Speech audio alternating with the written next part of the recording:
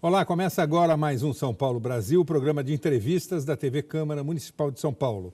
O nosso convidado hoje é Jorge Caldeira, 60 anos, escritor, doutor em ciência política, mestre em sociologia e bacharel em ciências sociais pela FEFELESH, Faculdade de Filosofia, Letras e Ciências Humanas da Universidade de São Paulo. Caldeira foi jornalista por 40 anos e hoje comanda a Mameluco Produções Artísticas, uma empresa de pesquisa histórica, entre outras funções. Autor do best-seller Mauá, um empresário do Império, acaba de lançar este livro, 101 Brasileiros que Fizeram a História. É sobre isso que a gente vai conversar e também um pouco sobre a visão do Jorge sobre o Brasil.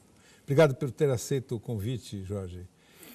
Obrigado a você, Paulo. É um prazer e é uma honra estarmos aqui gravando nesse prédio histórico que é a Câmara Municipal de São Paulo. Pois é, um dos personagens do teu livro, já começo por aí, foi vereador aqui, né? Foi vereador aqui antes dessa cidade se chamar São Paulo. A Câmara de São Paulo precede a cidade de São Paulo. Ah, Ela é de 1553, é o foral da Vila de Santo André. Uhum. Em 1554, quando foi fundado o colégio, Do pelo José da Anchieta, no pátio do colégio, essa fundação aconteceu na Vila de Santo André, em 1560, e João Ramalho era vereador da Vila de Santo André nessa legislatura. Uhum. Em 1560, a vila, com o seu foral, mudou e passou a se chamar São Paulo. E aí o João Ramalho foi de novo vereador. Então, e era um vereador curioso, né? Porque ele não tinha se juntado aos índios antes de, digamos assim, da administração portuguesa chegar aqui no território? Não só antes como depois.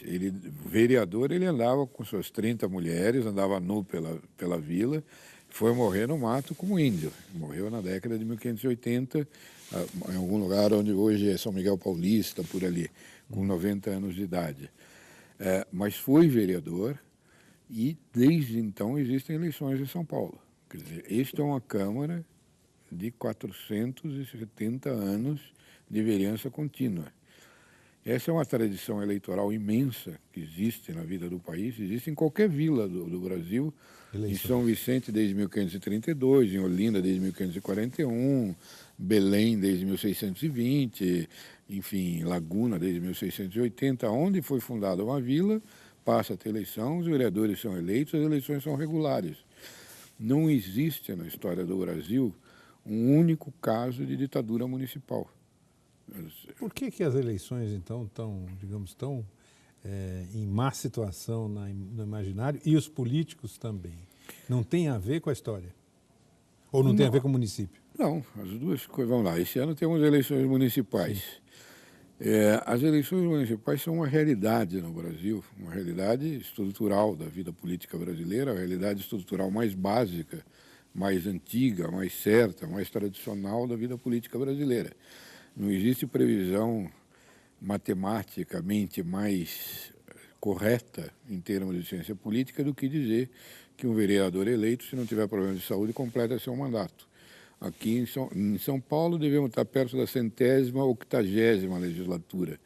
E aqui só não houve eleições entre 1930 e 1938, 1945. É isso. Então, é uma previsão muito segura você dizer que a vida política municipal é estável. Ela é de uma estabilidade política imensa, estrutural, né, quando você trabalha no nível dos fatos. Quer dizer, esses são fatos, eleição, e mais é um fato social. Eleição não dá em árvore, eleição não é tartaruga, não é jabuticaba, é uma construção humana. Então, é uma construção social brasileira, certamente uma construção social importante na estrutura da vida brasileira, mas não passa pela cabeça de ninguém que isto é uma estrutura. Isso tudo que eu estou falando é novidade para muita gente, até eu já perguntei para vereadores desta casa quantos anos ela funciona, aí dizem, 70 anos. Então, o que quer dizer isso? É uma instituição. O que é uma instituição? É como a língua, você pode falar a língua perfeitamente sem saber gramática, né? As câmaras e o poder democrático no Brasil são assim. São instituições que funcionam na realidade, a qual não escapamos da eleição, todo mundo vota, é eleito, se reclama, vota de novo e assim vai, há séculos, né? Mas a gente não percebe, a gente que eu digo é, em geral, tanto o brasileiro, o cidadão comum, quanto inclusive os estudiosos. Quer dizer, na área de ciência política, que é a área da minha especialização acadêmica, eu fiz cursos na USP, que é, enfim, a melhor faculdade que tem para isso, e até lá as pessoas acham estranho isso, professores da universidade de hoje. Por quê? Porque é uma dissonância. Quer dizer, a cultura democrática brasileira é tocada de ouvido, ela não é tocada de partitura. A gente não E também porque não há uma espécie de continuidade que alguns políticos no passado fizeram, quer dizer, a vereança era o primeiro passo, depois o sujeito virava deputado estadual, deputado federal, ou às vezes de vereador prefeito, de prefeito governador, governador presidente. Quer dizer, há uma separação do que é legislativo do executivo, nesse sentido do símbolo e da própria, digamos, do interesse que a sociedade tem em relação a isso. Eu acho que, na verdade, vamos dizer assim, para baixo não houve ruptura. Mas para cima houve, quer dizer, o golpe de 64 acabou com a eleição de governador e presidente da República. Prefeito de capital. Prefeito de capital, mas não todos os prefeitos, municípios que eram considerados área de segurança nacional. Então cortou o topo. Então esta carreira, que era uma carreira que tinha significado um pouco diferente no Império, mas enfim, mas existia e existiu na República fora, foi cortada. Quando as eleições presidenciais foram retomadas, começou ao contrário, começou só o presidente, né? Então, a eleição de presidente, a primeira foi separada de todas as outras, que foi em 89, e houve ali uma ruptura porque existiam candidatos que tinham feito essa carreira, como Ulisses Guimarães. Sim. Mas ele era o único que tinha feito essa carreira. O Collor tinha sido prefeito e governador, vamos dizer assim. E o Brizola tinha sido governador, mas os outros tiveram carreiras cortadas, carreiras interrompidas ou carreiras que não vieram desse universo. E isso depois continuou. Quer dizer, os presidentes eleitos depois de 89, ou seja, o Fernando Henrique tinha sido senador direto, né? Senador de segunda eleição, né? Porque ele não foi eleito para o Senado. Ele foi eleito porque ele foi candidato. Sim, mas ele foi candidato e naquela época o Supremo teve voto próprio. Ele enfrentou uma campanha eleitoral. Verdade. Né? E foi senador, ministro, teve uma experiência no executivo, mas de ministro. E o Lula tinha sido deputado federal na Constituinte. E candidato derrotado várias vezes. Candidato a vários cargos majoritários, e a Dilma, nada. Então, vamos dizer assim, a ideia da fila e da carreira que os políticos tradicionais usam muito, não funcionou para a presidência da República, embora funcione para todos os outros cargos, inclusive governador. Né? Então, acho que aí ainda há um ajuste a ser feito, pensando em 500 anos, 20 não são muita coisa. Né? Mas, de qualquer jeito, talvez por causa disso, a percepção de que o Brasil tem uma... Se você fala, o Brasil tem uma tradição democrática gigantesca, histórica, as pessoas olham e falam, aqui é tudo menos uma democracia.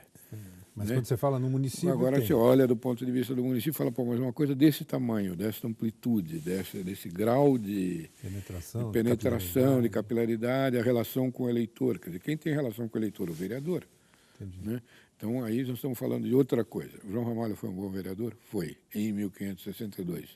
Né? Defendeu essa cidade, a hora que precisou teve uma guerra, Paliçada foi invadida, ele organizou a defesa junto com os jesuítas, e os dois não se bicavam desde o primeiro dia, embora ele que tenha trazido os jesuítas para cá. Os jesuítas só puderam conhecer bem Índios Tupi porque estavam sob a tutela do João Ramalho. Tinha um intermediário. Exatamente. E ele permitiu que os índios tenham tanto respeito pelo João Ramalho que respeitaram as pessoas que ele trouxe para fazer um colégio. Né? Enfim, então, esse tipo de relação e de profundidade histórica da formação no Brasil, eu tenho de um tempo para cá percebido que é muito mais fácil você olhar para isso quando vê a cultura oral, a pessoa, o cidadão comum. Quer dizer, falta contar essa história. Falta contar essa história. Esse livro, eu usei muito o começo do Brasil eu usei muito esse tipo de personagem. Bem, São Paulo Brasil fica por aqui neste bloco, mas a gente volta já já.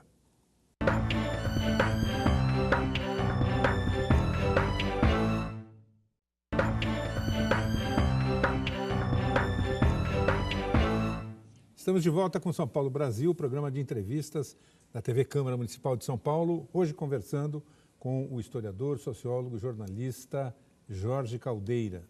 Sociólogo, mestre em sociologia, sociólogo, né? Doutor em ciência política. Jorge, que outras figuras aparecem nessas 101 que você selecionou que podem, de alguma forma, contradizer as ideias comuns que tem no Brasil? Eu sei que uma outra tese que você repisa muito é a ideia de que o Brasil não tem empreendedor. Você diz ao contrário, o Brasil sempre teve empreendedor, isso vem lá desde o tempo dos índios, num certo sentido, né? Nesse campo, por exemplo, quem se destaca? Bom, antes de entrar na coisa dos empreendedores, para ficar no começo, eu diria o seguinte: a formação do Brasil é uma formação muito especial porque ela exigiu um esforço cultural muito grande de dois povos diferentes. Quer dizer, o Brasil foi a primeira terra aonde os europeus foram fazer uma civilização fora da Europa, para valer, que ficaram morando e vivendo e construindo. Quer dizer, você não é daqueles que acham que eles vieram aqui fazer América, ganhar um dinheiro e voltar correndo? Bom, não é isso que alguns vieram, mas não foram só os que vieram. Teve gente que veio para ficar. Então, o meu livro começa não com Pedro Álvares Cabral, o primeiro personagem não é o Cabral, é Afonso Ribeiro. Quem é Afonso Ribeiro? Afonso Ribeiro estava no navio do Cabral e o Cabral veio, olhou como capitão e foi embora. O Afonso Ribeiro foi deixado como degradado para viver na terra. Essa é a diferença. Então, o Cabral foi, o Afonso Ribeiro ficou. Ficou 2 anos, 2 anos vivendo com os Tupi, e aí foi resgatado pelo Américo Vespúcio numa viagem logo em seguida, na mesma Bahia, mesmo Porto Seguro, contou sua história para o Américo Vespúcio, que anotou como se vivia, o que ele viveu, e o Américo Vespúcio, em 1506, publicou um livro chamado Novos Mundos, que foi o segundo grande best-seller da história depois da Bíblia, né? Onde ele conta um pouco do que o outro viveu. Então, aí, nesse primeiro personagem, que é o Afonso Ribeiro, acabou tendo sua história contada pela Europa inteira. Os leitores da Europa se impressionaram tanto que deram o nome para esse continente de América, sendo que o Américo Vespúcio não foi era um piloto, um simples piloto de navio. O que ele foi o primeiro a fazer o relato. Então, a história da América, a história do que se vivia e das possibilidades da América, que o Vespúcio levou, aquilo caiu no imaginário europeu como uma bomba, como uma possibilidade, como um mundo futuro, como uma outra coisa, jogou levas de europeus de todas as nações da Europa que conseguiram viajar para esse novo mundo. Muito bem. Então, essa foi a transformação sofrida pelo Afonso Ribeiro. Viveram uma experiência nova.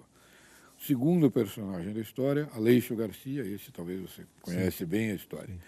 Aleixo Garcia era um náufrago, que também, pela mesma coisa, vivia em Cananéia, mas casou-se com mulheres tupi, e aí os dois se juntaram numa incursão para atravessar o continente. Foram em 1526, de Cananéia, ou da região ali do sul de São Paulo, até o Peru, conseguiram prata dos Incas, voltaram, morreram na volta. Bom, muito bem. O que levou os dois grupos a viajarem juntos? Ambição, mas 2 ambições diferentes. O Aleixo Garcia, a ambição do ouro, a ambição da riqueza, a ambição europeia, no sentido europeu. Das mulheres no caminho do prata, como mais ou menos você conta, que é por outro lado, mas era a mesma ambição. Mas é mais ou menos a mesma coisa. E qual era a ambição dos Tupi? Visitar a terra dos ancestrais, a terra eterna. A eternidade estava em algum lugar da terra, que ficava para o lado do poente, então eles foram lá. Atravessaram, deixaram a sua vida local para ir lá. Então, veja, os dois lados sofrendo transformações muito violentas, né? Terceiro personagem, Guaibim Pará. Guabipará é uma índia tupinambá, filha do chefe Taparica, na Bahia, que foi casada em aliança com um náufrago, né? Diogo Álvares Correia, o Caramuru. Foi para a França, na França levada pelo Jacques Cartier, que foi o descobridor do Canadá. Na França foi batizada, recebeu o nome de Catarina, por causa da mulher do Jacques Cartier, Catherine de Grange, que lhe deu o nome. O nome da ilha de Santa Catarina. E a ilha de Santa Catarina e tudo isso. Bom, e morreu como a mais nobre senhora ocidental da sociedade rica já dos engenhos de Salvador. Morreu em 1586. Então, ela também passou por um processo de transformação cultural gigantesco interno, tendo nascido numa cultura, no mesmo lugar onde teve, morreu em outra. Assim como o João Ramalho, que morreu como índio, sendo português de nascimento. Então, a formação no Brasil é uma formação que exigiu que portugueses e tupi, especialmente, abandonassem a sua cultura de origem, o seu modo de ser de origem, para criar um outro. Em parte por causa do lugar, e em parte porque as coisas se cruzaram. No fundo, para criar até uma língua, né? Porque a língua geral, num certo sentido, é uma construção desse povo mameluco, né? Exatamente. Só a força que os jesuítas depois impõem o português, né? E um pouco porque o português também era que nem o latim, né? Quando veio o africano. O português se difundiu mesmo no Brasil no século XVIII. Isso eu conto, inclusive, um pouco, isso com a mineração. Porque aí veio o índio de todo lugar, veio o português de todo lugar, veio o mulato, veio o negro. Era o que dava para falar. E aí o latim daquilo tudo era o português. Então o português acabou sobrando como um latim. Em São Paulo se falou em Engatu, que é a língua geral tupi, como no Paraguai se fala Guarani até hoje. Quer dizer, vira as costas, todo mundo fala Guarani. Mas, enfim, então o processo de formação no Brasil é esse. Não é muito o que está no livro de história. Isso é o processo de formação de um povo. Né? As instituições que... Mas por que a gente repete ou repercute a visão colonial, digamos assim, a visão imperial, a visão de fora? Qual é o erro que se comete? Não é bem um erro. Na verdade, o que diferenciou o Brasil na América, além da miscigenação, muito mais? Porque você tem ideias. Em 1637, o Albrecht Eckalt, que era um pintor que veio com Nassau, que está aí no livro, fez uma série de quadros, são 8 grandes quadros. Você tem as reproduções no seu... Que a minha empresa chama-se Mameluco, por causa da Mameluca, que é um dos quadros, mas que já esses quadros já mostravam que o que era diferente do Brasil, do resto do mundo, é que estava havendo uma mistura. Então, os quadros são índios tapuia, índios tupi, que ele chama de Brazilian, negros, um casal de negros, e um mulato e uma mameluca, portanto, um casal de miscigenados diferentes, de diferentes miscigenações. A ideia de que isto era algo próprio vem desde o século XVII. Né? Existem outros personagens do 101 ali, são os 4 da chamada tetrarquia pernambucana, que são os 4 heróis da libertação dos holandeses, que tem um Reinol, que é o João Fernando Vieira, o André Vidal de Negreiros, o Henrique Dias e o Felipe Camarão, que é o Reinol, um nascido no Brasil, um negro e um índio, compondo a ideia de que o Brasil já era uma coisa etnicamente múltipla. Isso precede de muito a independência como fato real. Né? As pessoas... isso eu acho que é um outro processo geral brasileiro que não é percebido, porque é posto no grau do analfabetismo. Quer dizer, quem escreve no Brasil escreve sobre um pedaço muito pequeno da realidade da formação brasileira. Só aquele pedaço que sabia ler e escrever. Só aquele pedaço que sabia ler e escrever. Portanto, deixava suas memórias, os seus registros e assim por diante. Então, o que se passou para longe disso e para além disso, que é muito mais, que é o importante, que é o núcleo do processo da formação histórica brasileira, não é percebido pela documentação tradicional. A minha obra deve muito a duas técnicas de pesquisa desenvolvidas recentemente A primeira é a história econômica quantitativa, porque aí ela é feita com base em quantitativa. Então, você pega lá as estatísticas, os dados, quanto censo de 1800, o número de escravos era esse, o número de proprietários de escravos era aquele, divide um pelo outro, dá uma fração. E isso não leva em consideração se o cara é pobre, rico, qual é a origem étnica, qual é e não é. E, da mesma forma, a antropologia dos Tupi, que é Darcy Ribeiro, primeiro, Roberto da Mata e Eduardo Viveiros de Castro, conseguiu transformar o comportamento tupi em algo inteligível. Algo compreensível. Caldeira, vamos fazer mais um rápido intervalo e a gente volta em segundos aí com São Paulo, Brasil.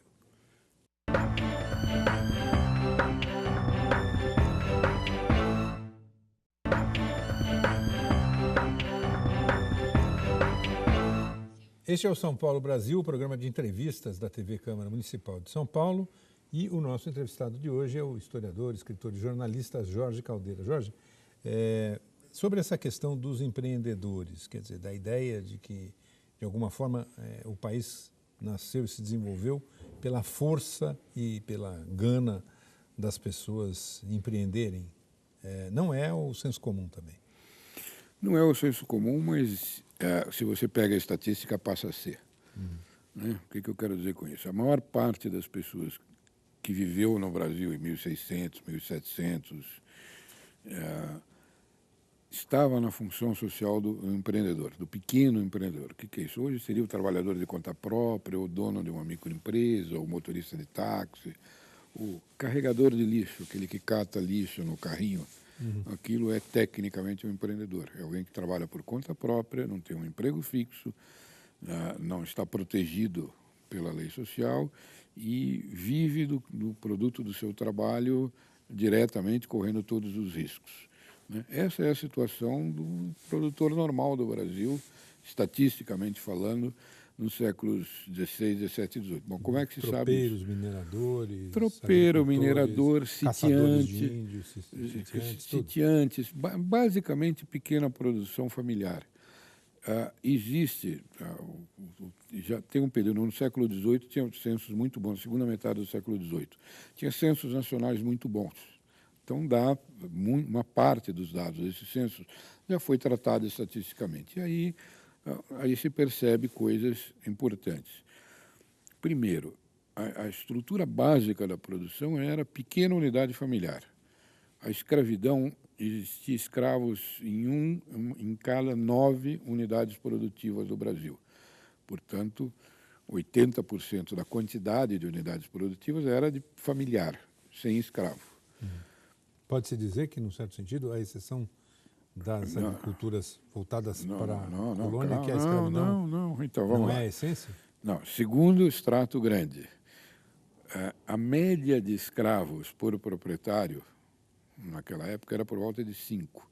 A mediana, entre 2 e 3. Mediana é, se você pega, são 1 milhão de proprietários, o número 500 mil tem 2 ou 3. Isso quer dizer o quê? Como diz um especialista daquela época, é uma família que tem um escravo que trabalha, um ou está dentro de casa, ou é criança ou está velho.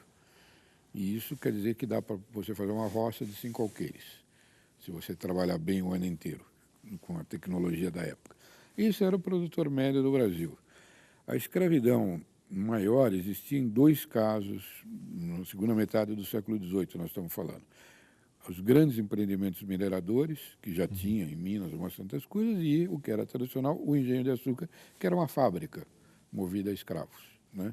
Mas era uma quantidade sempre pequena. No século XVII tinha 100 engenhos no recôncavo baiano inteiro. Existe um retrato estatístico do recôncavo dessa época, que seria o auge do latifúndio, foi feito por uma pesquisadora americana que chama Ray Jindal Flory, que pegou todos os contratos da cidade de Salvador e região e catalogou todo mundo quando aparecia, como aparecia. A Bahia tinha o recôncavo, que se chamava Bahia naquela época, tinha 100 mil habitantes. Tinha 115 ou 120 engenhos, 2 mil plantadores de cana, com suas famílias já dá uns 8 mil, 4 mil proprietários de pequenas propriedades.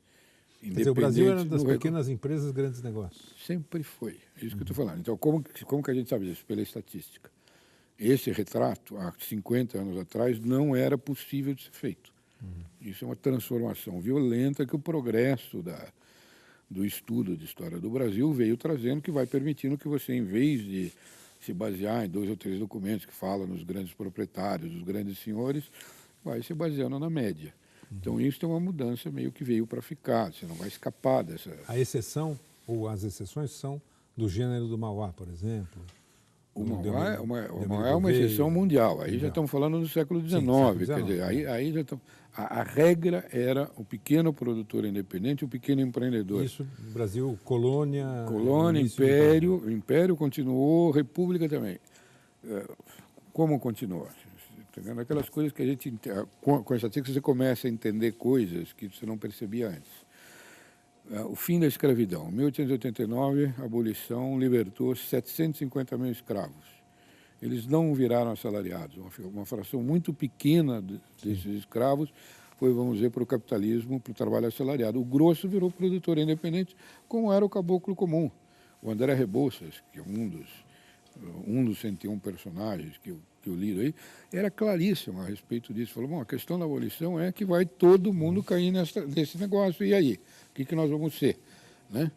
Então, isso é para onde se organizava a produção brasileira. Era uma produção aberta, isso não é uma produção tradicional, era sensível ao mercado? Era. O mercado crescia, todo mundo ia atrás, tudo funcionava. Era capitalismo? Não, não era. Não tinha trabalho assalariado.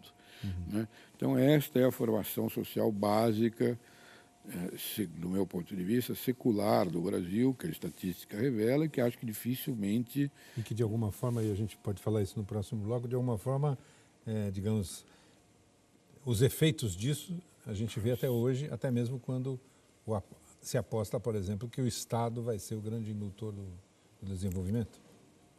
Sim, acho que sim. Vamos lá. Mais um rápido intervalo e a gente volta em instantes.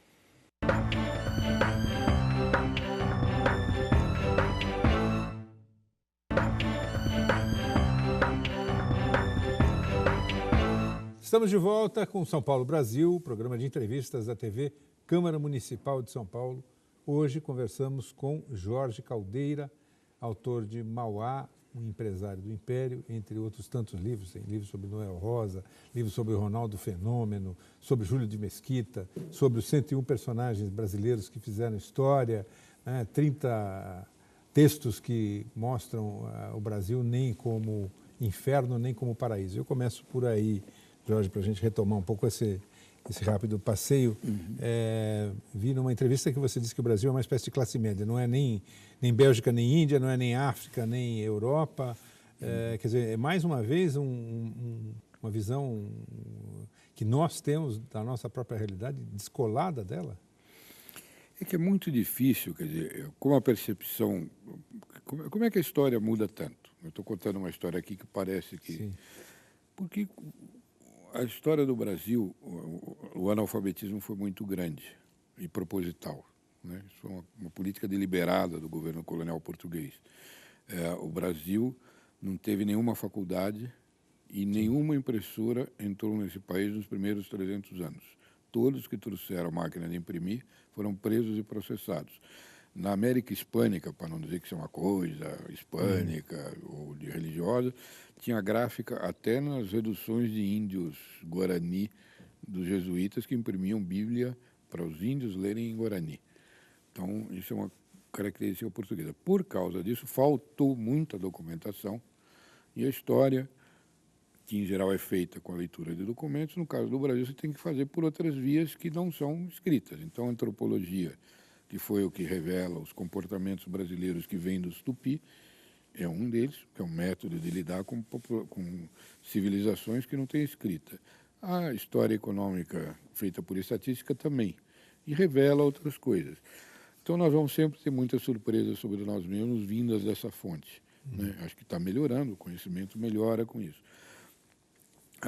A mesma coisa tem a ver com governos e o lugar do governo nessa sociedade. Por quê? Porque o Brasil também é estável em termos de estrutura geral de como ele é governado. Você tinha um governo local, desde da vila, que era a tribo, mas a vila, eram governos locais, tanto faz. Você tinha uma instância intermediária, que era a capitania hereditária, Depois virou província. que depois virou estado. capitania, que virou província, que virou estado. E você tem um governo, que era o governo geral, que virou o governo imperial, que virou o governo central. Então, isso tudo é muito estável, tem 500 anos de estabilidade, e dificilmente você vai conseguir, isso não vai ter mudanças, porque isso é assim mesmo. O papel do governo local, que é desprezado na história, era gigantesco quando o governo geral mal e mal funcionava em Salvador durante a colônia, não tinha sedes, não tinha... Né? Quando veio as Minas, o rei começou a instalar governadores e capitães gerais em várias capitanias. Né? Mas é só isso, também só funcionava na sede onde tinha imposto. O resto do país era tocado pelas câmaras. Ou, no Império também, embora a coroa fosse uma instância vamos dizer assim, que absorveu toda vamos dizer assim, muita coisa como governo central, muita capacidade, não era um governo que fazia muita coisa, era um governo pequeno proporcionalmente ao PIB, né? Coisa disso, vamos dizer, uma fração de 2, 3, 5% do PIB, quando tanto. Então, muitas das coisas que acontecem no Brasil não tinham a ver com o governo. Os governos se tornaram a ficar mais parecidos com o que a gente acha hoje que é um governo na República. E mais ainda depois, após o Getúlio? Estado Novo? Não, na verdade não, porque o Estado Novo é uma exceção. Em termos de organização do governo, quer dizer, o que mudou na República? O governador passou a ser eleito, sim, e a instância se desvinculou da instância central, o presidente também. Estruturas estaduais. E as estruturas estaduais que foram as efetivas modernizadoras, que é uma coisa pouco estudada, mas o governo de São Paulo ajudou muito a modernizar São Paulo, do Rio Grande do Sul, o Rio Grande do Sul, de Pernambuco a Pernambuco, etc. e tal. O governo federal era pequeno. O Getúlio foi uma exceção. Primeiro, por causa da crise de 29. Segundo, porque ele não acreditava em eleições. Foi o único período da história do Brasil, 38, 45, onde não teve eleição de nenhuma espécie. Né? Então, a espécie de centralização que o Getúlio promoveu acabou deixando um governo central mais forte, depois dos anos 30, mas ela é um pouco fora da curva, ou bem fora da curva de 500 anos do Brasil. O que aconteceu de 45 em diante é mais na curva, vamos dizer assim. 64 também é fora da curva. Né? Então, o problema de governo no Brasil é como é que faz o balanço entre as várias instâncias de governo. O Brasil é um país muito grande. As variedades regionais e culturais e de comportamento são grandes o suficiente para você não imaginar que você vai fazer tudo com a mesma norma, como se isso aqui fosse um país que se apita, vem todo mundo e resolve rapidamente as coisas. Então tem que ter flexibilidade. Por que não é nem inferno nem purgatório, nem paraíso? Quer dizer, purgatório, fiquei pensando, então é o purgatório. Então, vamos lá. Existe nesse livro Nem Céu Nem Inferno, que eu publiquei, que foi publicado pela editora Três Estrelas no final do ano passado, eu faço um balanço quantitativo do que é a economia brasileira em 500 anos. E é mais, hoje em dia, usando as coisas de economia quantitativa, é mais ou menos o seguinte: a economia brasileira teve um ótimo desempenho comparado à Europa entre 1500 e 1800. Isso, do ponto de vista da explicação comum que nós damos, e nós vemos que a colônia ficou pobre porque a riqueza ia para fora, é um contrassenso. Mas a economia do Brasil em 1800 era o dobro de Portugal. Portanto, a parte da teoria tem que ser revista, os dados quantitativos não serão revistos, então temos que explicar outra coisa. Por que a economia era tão boa? Também quantitativo. Entre 1800, que a economia do Brasil era do tamanho dos Estados Unidos, e 1890, a economia do Brasil ficou 12 vezes menor que a dos Estados Unidos. Nós empacamos ali. Aí que nós empacamos. Teve capitalismo no resto do mundo, a economia que não crescia no resto do mundo passou a crescer e o Brasil empacou. Empacou porque não teve capitalismo. De 1890 a 1930, a economia brasileira já era a economia que mais crescia do mundo. Então, o período que é visto como lerdo, alguns chamam de República Velha, não é. Aquilo foi a primeira república.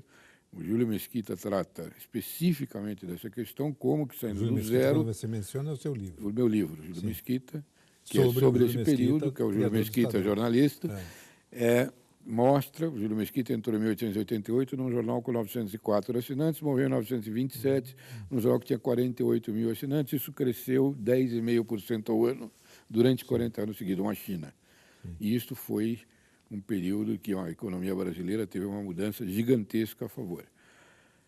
1900, e com uma economia aberta, Estado pequeno, baseado em descentralização. Em 1930, em 1929 teve uma crise mundial, o Getúlio fez uma adaptação rápida e precisa ao cenário mundial, fechou tudo, centralizou, o Estado brasileiro passou a comprar café e açúcar, exportar, controlar as divisas para fazer progresso industrial. Reação à crise de 1930. Então, aí, o Estado Central foi fundamental para que o Brasil continuasse crescendo, porque a descentralização não acabou com o Getúlio, ela acabou com o Fernando Henrique. Então, esse modelo que o Getúlio montou foi fundamental para que o Brasil crescesse num cenário de depressão fora e de crise fora. Somando tudo, o Brasil, de 1890 a 1973, foi a economia que mais cresceu no mundo. Então, muito bem. De 73 para cá, a coisa inverteu. Em 73, o PIB do Brasil era maior em números absolutos que o da China. E lá para cá, a China... Então, a China é a China e o Brasil parou. Então, o problema que nós temos que explicar é de 73 para cá, que foi onde o Brasil perdeu o bonde, com a globalização. Então, somando os 500 anos, classe média.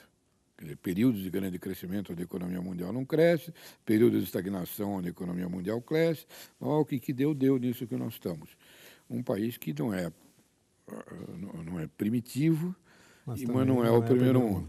Muito bem. E com um problema específico a enfrentar, que é como lidar com a globalização. Bem, São Paulo Brasil fica por aqui neste bloco, mas a gente volta já já.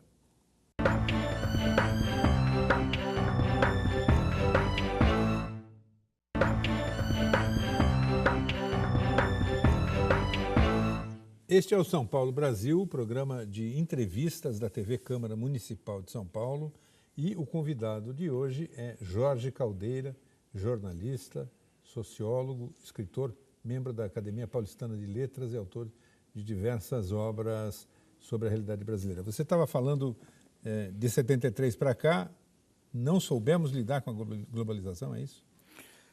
Em termos gerais, o que aconteceu no Brasil é que a economia que vinha sendo a economia que mais cresceu no mundo, hoje deve ter um dos piores desempenhos em 2016 da história do planeta. Muito bem. O que aconteceu em 73 que o Brasil, que vinha tão bem, foi lidando? 73 teve um conjunto de eventos que mudaram a estrutura do mundo, que é o fim do câmbio ligado ao ouro, portanto, de paridades cambiais, crise do petróleo, que criou fluxos de investimento e capital pelo mundo inteiro, abertura de economias. A China foi o ano onde a China decidiu que ia ter um setor privado, ia abandonar o modelo socialista. Depois, nos anos 80, esse modelo acabou demolindo o Muro de Berlim e criando, enfim, um monte de coisas. Entre elas, a mais crucial é a Comunidade Europeia, que as fronteiras nacionais até o voto da Inglaterra foram sendo rompidas, e eu uso muito o Piketty, o Capital no século XXI. Uma característica desse mundo é o seguinte: o Estado Nacional ficou pequeno, proporcionalmente pequeno na economia, porque as empresas se tornaram mundiais. Então, o Estado dos Estados Unidos cresceu muito menos que a Microsoft, nos últimos, que não tem 40 anos, ou do que a General Electric, ou do que a Ericsson na Suécia, enfim. Quem faz a movimentação financeira são as grandes empresas privadas, globais, que lidam no mundo inteiro. E o Estado Nacional, proporcionalmente, vai ficando pequeno em relação à economia. E isso independe de ideologia. A China é assim. A China tinha 100% do Estado em 1973, hoje o Estado chinês é 40% e alguma coisa do PIB, que é a mesma coisa que o Brasil. A Suécia, o Estado hoje é proporcionalmente menor em relação ao PIB, é social-democrata. A França, que tem um Estado grande, o Estado é proporcionalmente menor em relação ao PIB. A Inglaterra, que tem neoliberais versus trabalhistas no poder, os Estados Unidos com democratas e republicanos, idem. O que eu estou querendo dizer com isso? Isso não é um processo que tem a ver com ideologia. Isso é um processo forte que acontece independente de ideologia. A adaptação dos países a esse mundo foi tornar o Estado Nacional uma coisa menor e eficaz, mas que criasse empresas privadas que iam para fora. A adaptação que o Brasil fez a esse modelo foi o contrário. Quer dizer, a primeira foi feita pelo Geisel, nos anos 70. Grandes empresas estatais. Criar um monte de empresas estatais, separando, mantendo o mercado interno fechado, no suposto de que eu pego o dinheiro emprestado lá fora, aplico no mercado interno, isso vai me dar um rendimento, porque o mercado interno cresce mais que o mundo global, aí eu pago com lucro o empréstimo e a nação ficou mais rica. Não foi o que aconteceu. O que aconteceu foi que a nação teve que pagar dívida, empacou nos anos 80, a globalização andou, o mercado interno não andou. O Collor foi uma tentativa de adequar o Brasil, o Collor, Fernando Henrique, foi uma tentativa de adequar o Brasil a esse... Abrir mercado, fazer enfim, um pouco que os outros estavam fazendo. Né? O Lula, Dilma, retomou esse modelo anterior via pré-sal e BNDES. Quer dizer, a ideia é, temos um investimento nacional que vai dar lucro mundial, que é o pré-sal, então é melhor fechar isso aqui dentro, o resultado vai ser tão grande que vai dar lucro, a gente vai educar melhor, vai fazer tudo, não é o que os números estão indicando. Isso foi prometido em 2005, não é o acontecido em 2016. O BNDES vai financiar empresas nacionais que vão fazer esse papel. Inclusive diz, empresas mundiais, algumas foram financiadas, nem todas. Enfim, agora nós estamos vendo isso. Então, o que eu estou dizendo é a nação brasileira, porque o Lula não é que foi uma opção pessoal do Lula. O Lula teve 90% de apoio da população.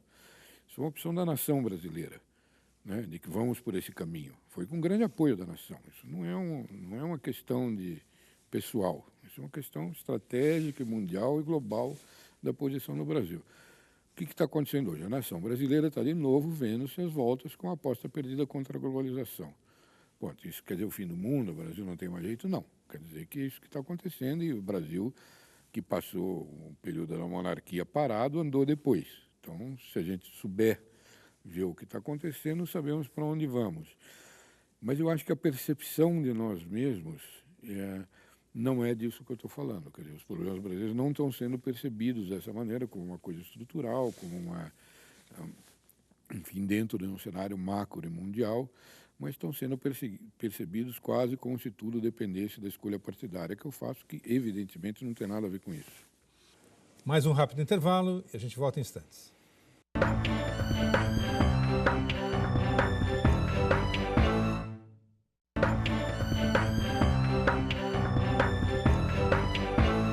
Voltamos com São Paulo Brasil, programa de entrevistas da TV Câmara Municipal de São Paulo. E o nosso convidado hoje é o escritor e historiador Jorge Caldeira. Jorge, queria fazer uma pergunta que tem um pouco de especulação aí, no sentido de não sei se você tem essa bola de cristal. Não vou perguntar o que vai acontecer no país, porque acho que aí é bola de cristal mesmo. Mas é o seguinte, vivemos um momento de intensa radicalização, de intensa divisão do país. O processo de impeachment exacerbou isso. Já a eleição presidencial de 2012 foi isso, né? Uma disputa muito acirrada, mas de lá para cá, essa história de redes sociais, etc. e tal. Existe na história do Brasil outro momento de tanta radicalização, de tanta, digamos, separação dos pontos de vista, de que o Flamengo não fala com o Corinthians ou com o Fluminense? Então, eu acho que você pode ver isso de dois jeitos. Quer dizer, o Brasil, se você pensa em longo de 500 anos, sim, sem pensar no futuro, um dos grandes ativos brasileiros é o fato de ter essa formação cultural capaz de processar diferenças muito grandes, né? Foi um império, foi a necessidade na formação do Brasil, não foi uma escolha. Então, isto é o ativo maior que o Brasil tem para lidar com crises. Quer dizer, diferenças nunca chegam ao ponto de, enfim, de que não possam ser processadas. As diferenças, claro que hoje existem muitos sentimentos de frustração, em primeiro lugar, em partes que estão relacionadas a isso que eu falei, que é uma aposta perdida contra a globalização, e isto vai ter que ser processado, foi perdida. Não dá para dizer que a Petrobras, que era o carro-chefe disso, está no lucro, porque não está. Perdeu, está lá contabilizado, isso vai ter que ser absorvido. E nós vamos ter que entender por que perdemos e o que fazemos pela frente. Claro que quando você está no momento da perda, dá grande frustração, como teve quando acabou o milagre. Para quem é mais velho sabe como foi isso. né? Sim, vai ter frustração, primeiro da expectativa de crescimento, segundo do resultado político, porque aquilo era uma promessa, terceiro do que nós vamos fazer com essa situação, né? Mas o que eu acredito na formação brasileira e em tudo isso que eu falei dos 500 anos de formação é que tem ativos suficientes para que a coisa seja processada bem. Eu acho que não é só historiador, é bom para falar do que aconteceu, história aconteceu. O futuro, por favor, vocês chamem os economistas, sim, que esses fazem previsão para o futuro. E tem a grande vantagem de depois não serem cobrados se a previsão foi acertada ou não, né? Enfim, modo geral. Esse tipo de coisa. Continuam falando e palpitando. Fazendo, mas eles acreditam que o que eles fazem é ciência. Historiador não pode ter essa pretensão de que o que você conheceu do passado é predição para o futuro, né? Mas eu acho que, sem querer fazer previsão, quer dizer, eu acho que existem na sociedade brasileira, e acho que aqui deu para a gente conversar um pouco, muito ativo histórico que permite que a gente possa entender essas coisas de maneiras novas, quer dizer, entender inclusive o nosso próprio passado de maneira nova, porque nesse sentido é verdadeira aquela frase que é atribuída ao Pedro Malan, que no Brasil até o passado é incerto. É incerto porque é analfabeto, porque as nossas letras são limitadas. Esse livro procura fazer o contrário disso, reunir 101 personagens que são todos importantes, que são todos ajudaram de alguma forma a construir a nação como ela é. Estão entre os 101 o Fernando Henrique, o Lula, o Geisel, que não são da mesma ideologia, mas a Fernanda Montenegro, Pelé, Tom Jobim, enfim, o Brasil tem muita coisa. Então, o processo de juntar desse livro, de pôr 101 pessoas numa lista, é talvez a tentativa que eu posso fazer no atual momento de dizer, olha... Com esse baralho aqui não dá para não fazer um straight flash. Exatamente. O baralho antigo, que acho que está ficando, mas que tal a gente olhar essa coisa de uma maneira mais ampla, tanto pelas qualidades quanto pelos problemas que nós enfrentamos. Porque... insistir que tudo está dando certo e que vamos continuar assim, quando evidentemente as coisas estão complicadas, também não é uma atitude prudente, né? Então, eu imagino que essas 101 pequenas biografias ajudam a gente a olhar com uma dimensão mais ampla e saber que isso aqui não é uma nação que não tem história, que não tem dimensão, que não tem uma unidade política e territorial grande, que não tem uma qualidade cultural de convivência de gentes de formação diversas, que é rara no planeta, que isso é um ativo que o mundo olha com desconfiança, mas muito interessado, que o mundo precisa disso mais do que nunca hoje. Quer dizer, hoje em dia, coisas que a gente resolve com grande facilidade, a comunidade europeia sofre para lidar, os Estados Unidos estão hoje no momento onde isso está virando um sofrimento e para a gente isso não chega a ser um problema. Então, eu acho que no Brasil está num mau momento. 50 anos em 500 é um mau momento, mas não é um mau momento eterno, nem é uma danação. E você vendo assim, os próximos 50, você pode ver muita coisa diferente para frente. Para finalizar, e a resposta tem que ser curta, mas eu acho que você dá conta do recado. Você está trabalhando agora numa pesquisa, num trabalho, num projeto, uma grande reportagem sobre revistas nesse mundo de internet. Quer dizer, uma outra praia. O que é que você já descobriu? Eu descobri que os brasileiros lidam muito bem com qualquer mídia, qualquer que ela seja, tanto faz. Eles sabem mudar, mexer, mixar e fazer arranjos que nós mesmos não sabemos muito como funcionam. Esta é a grande capacidade do brasileiro. E está presente até na construção desse futuro que vão ser, vamos dizer, as próximas eras de comunicação. Quer dizer, a ideia de que a revista acabou, que a revista de papel desapareceu e tal, você considera que é uma visão limitada? Bom, agora nós estamos começando a conhecer a migração de gente da internet para o livro, são blogueiros que estão virando escritores, e existe muita migração na internet para o papel por causa de um tipo de credibilidade que se manteve no papel, que a internet não é capaz de dar. Então, eu acho que a gente tem que ver as coisas andando em várias direções sempre.